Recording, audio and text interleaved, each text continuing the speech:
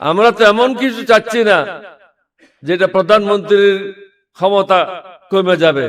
যে যতই কিছু করুক না কেন শেষ পর্যন্ত দায়ভারটা আপনার উপরে আসবে। 1971 সালে আমরা যখন বিদ্রোহ করি সেটা কি সংবিধান মেনে করেছিলাম? পরবর্তী পর্যায়ে অনেকগুলি কাজ হয়েছে, আমি প্রত্যেকটা সংগ্রামের সাথে লিপ্ত ছিলাম, নেতৃত্বে ছিলাম। এরশাদের পতন যেদিন হলো সর্বশেষ মিছিলটা আমিই করেছিলাম, 144 দ্বারা ভঙ্গ করেছিলাম। এটা কি আইন মেনে করেছিলাম? সংবিধান মেনে করেছিলাম? সংবিধান কার জন্য? মানুষের উপকারের জন্য, মানুষকে কষ্ট দেওয়ার জন্য না। আমরা তো এমন কিছু চাচ্ছি না যেটা প্রধানমন্ত্রীর ক্ষমতা কমে যাবে, স্বরাষ্ট্রমন্ত্রীর ক্ষমতা কমে যাবে, বা কোনো এমপির ক্ষমতা কমে যাবে। এখানে মুশকিল আছে। মুশকিল হলো এই নির্বাচনটা হয়েছে রিজওয়ানা মার্কার নির্বাচন,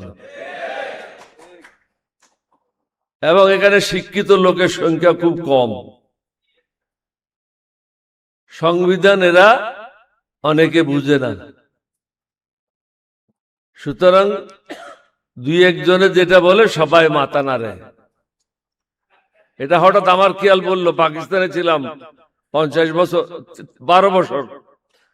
অনেক এমপি ইলেক্টেড হয়ে আসতো, লেখাপড়া জানতো না। অনেকে হুক্কা নিয়েও পার্লামেন্টে ঢুকতো। তো একজনে বললো যে ভাই তুমি তো ঘুমাচ্ছ। বলছে আমি ঘুমাচ্ছি, যখন হাত তুলতে বলো একটু ধাক্কা দিও, আমি হাত তুলে নেব। এখন এরকম হাত তোলার পার্লামেন্ট হয়ে গেছে। প্রধানমন্ত্রীকে চিন্তা করতে হবে যে যতই কিছু করুক না কেন শেষ পর্যন্ত দায়ভারটা আপনার উপরে আসবে। এটার জন্য আপনি প্রস্তুত আছেন কিনা? আপনার মাও বলেছে সংবিধান ছুঁড়ে ফেলায় দাও, না বলে নাই?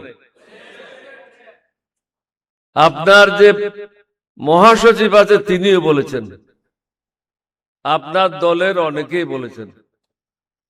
কেন বলেছেন? এখানে অনেকগুলি বৈষম্য রয়েছে। এই বৈষম্য দূর করলে আপনি নির্বিঘ্নে আপনার কর্মকাণ্ডগুলি চালাতে পারবেন।